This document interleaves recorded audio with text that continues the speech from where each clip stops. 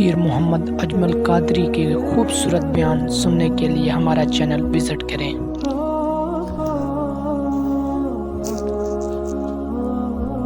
بسم اللہ الرحمن الرحیم۔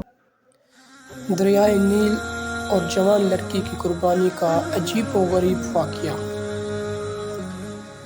جب مصر فتح ہوا تو مسلمانوں نے ایک روز ایک عجیب ماجرا دیکھا کہ مصر کی ایک لڑکی نہایت ہی حسین و جمیل، جس کو سجا سنوار کر دریائے نیل میں ڈالنے لگے۔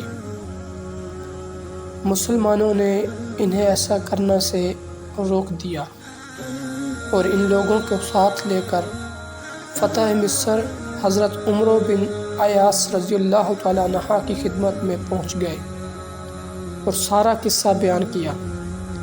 اہل مصر نے حضرت عمر رضی اللہ تعالیٰ عنہ سے کہا کہ ہمارے ملک میں کاشتکاری کا دار و مدار دریائے نیل پر ہے۔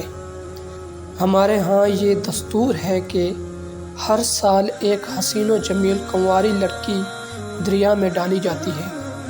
اگر ایسا نہ کیا جائے تو دریا خشک ہو جاتا ہے اور قحط پڑ جاتا ہے۔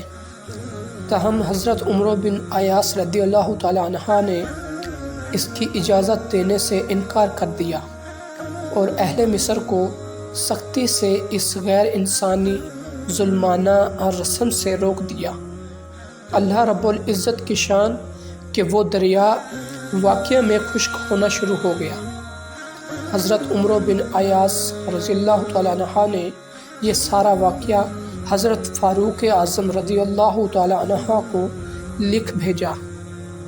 جواب میں آپ رضی اللہ تعالیٰ عنہ نے تحریر فرمایا کہ دین اسلام ایسی وحشیانہ اور جاہلانہ رسموں کی اجازت نہیں دیتا۔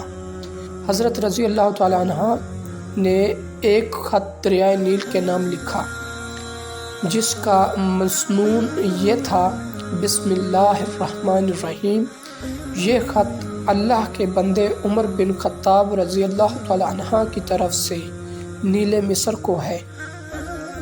اگر تو اپنی اختیار سے جاری ہے تو بے شک جاری نہ ہو، لیکن اگر تو اللہ کے حکم سے جاری ہوتا ہے تو پھر میں اللہ سے دعا کرتا ہوں کہ وہ تجھ کو جاری کر دے۔ اس خط کے ڈالتے ہی دریائے نیل بڑھنا شروع ہوا اور پچھلے سالوں کے بنسبت 6 گز زیادہ بڑھا اور اس کے بعد پھر کبھی نہیں سوکھا۔ تو دوستو، یہ تھی آج کی ہماری ویڈیو۔ اگر آپ کو اچھی لگی ہو تو پلیز چینل کو سبسکرائب کر دیں اور ویڈیو کو شیئر کر دیں آگے۔ شکریہ۔